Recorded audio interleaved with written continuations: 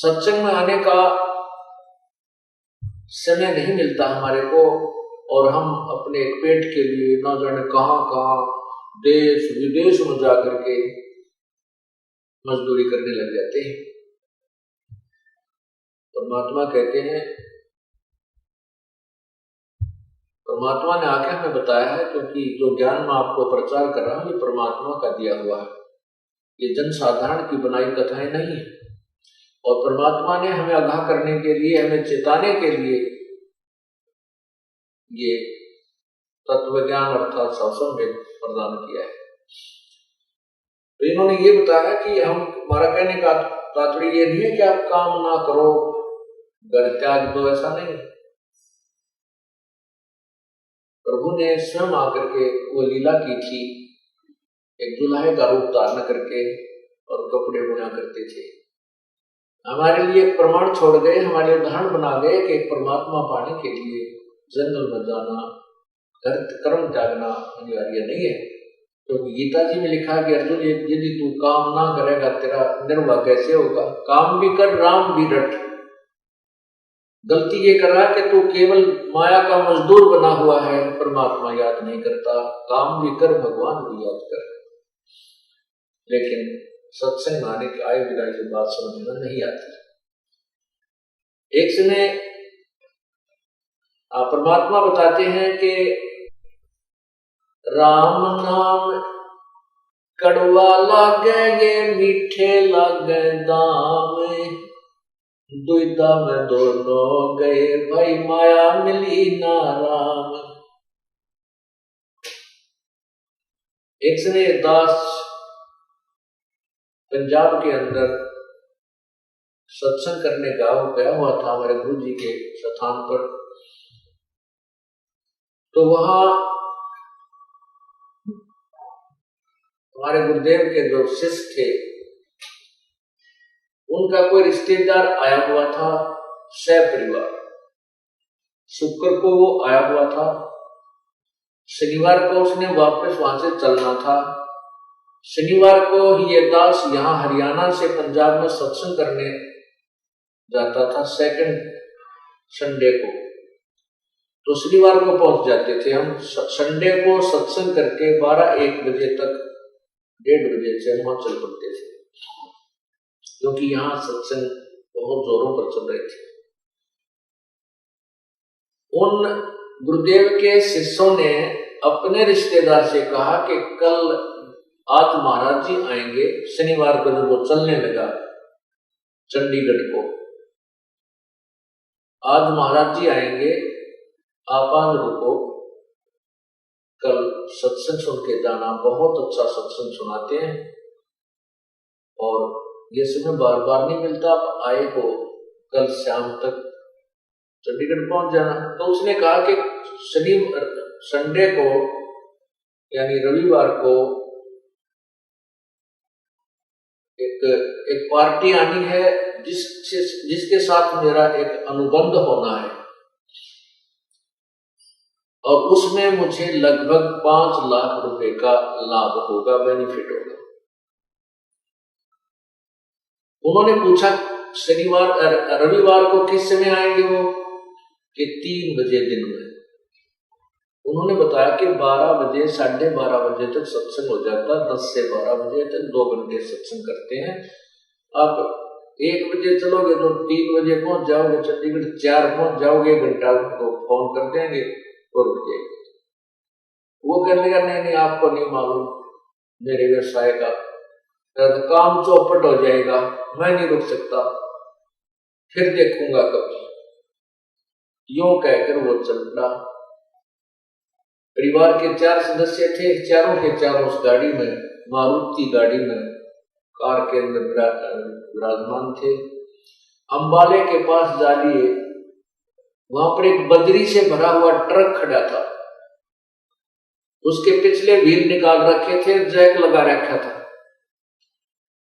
और उस स्वयं वो गाड़ी ड्राइविंग कर रहा था। उसको तो 5 लाख दिखाई दे थे, कुछ नहीं दिखा था, इतनी स्पीड से गाड़ी भगा रहा, क्योंकि आने वाले उस मेहमानों के लिए व्यवस्था करनी थी, गुटी सूटी लाने की, इधर कोई रेस्ट हाउस बुक कराना था, कोई होटल बुक कराना था। उसने वो दिखे गए, उसने मारी, वो उसकी गाड़ी जो है उस ट्रक के नीचे जा घुसी। उस गाड़ी की घुसने से वो जैक हट गया और वो लोडेड ट्रक बजरी का उस कार के ऊपर गिर गया। चारों के चारों सदस्य वही मट्टी में मिल गए। हे परमात्मा, अब सिर पर धर ले उस 5 लाख के कॉन्ट्रैक्ट ने, जो काम करना था इस मनुष्य से वो कराया नहीं गया, और जोड़ रखे मुझ लोग भी ने 20-30 लाख के कौन बरतेगा भगवान जाने। और जो पाप कमाए परमात्मा नहीं बजा, फिर गधा बने कि तो सुअर बने 84 लाख दुनिया भोगनी पड़ेगी। परमात्मा याद दिलाते हैं, राम नाम कड़वा लागे ये मीठे लागे दाम, भाई दुविधा में दोनों गए माया मिली नाम। पुण्यात्मा ये बात कर्ण सुन की नहीं है, ये कर पाड़न की है। एक भक्त कहने लगा, शुरू ये बातें जब सुनता है इंसान अपनी बुद्धि से सोचता है, कहने लगा जी ये तो बातें कहन की हैं, डराने के लिए कह रखी हैं, भाई तू गधा बनेगा, सुअर बनेगा, पशु बनेगा, ये तो डराने के लिए कह रखी हैं, ऐसा कुछ नहीं होता। और किसने देखा है तो उसको बताया कि नादान, अब कोई चोर चोरी करता है और उसको कोई बताता है कि चोरी मत कर, तुझे पुलिस पकड़ेगी, पीटेगी, काला मुंह किया जाएगा, तेरी सजा हो जाएगी। यदि वो चोर नो कहे किसने देखा है, ये तो डराने के लिए कह रहे हैं, ऐसा कुछ नहीं होता है, तो उसकी नालायकी है। वो सभी बातें उसके साथ बीतेंगी तो उसको पूर्व आगाह किया जा रहा है कि चोरी करेगा तू पिटेगा, काला मुंह करेंगे और वह फिर सजा हो जाएगी। यदि वो डर जाता है, वो डर भी है और सत्य भी है। अगर वो उस डर से डर जाता है तो बुराई से बच जाएगा, चोरी नहीं करेगा, और चोरी नहीं करेगा तो सजा नहीं होगी। जो संतों ने हमें बताया है, परमात्मा ने आकर के हमें ये तत्व ज्ञान दिया है, उस पर हमने खरा उतरना चाहिए, उसको सत्य मानना चाहिए, और उसमें डर भी है और सत्य भी है।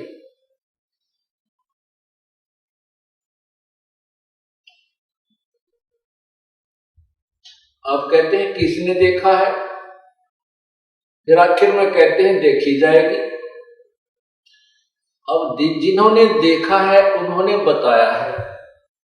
अब हमारे पास वो ज्ञान की आंखें नहीं है तो हम ज्ञान नेत्रहीन है, और परमात्मा यानी जो संत जिनको ये ज्ञान था वो नेत्रों वाले थे, ज्ञान की आँखियां वाले थे।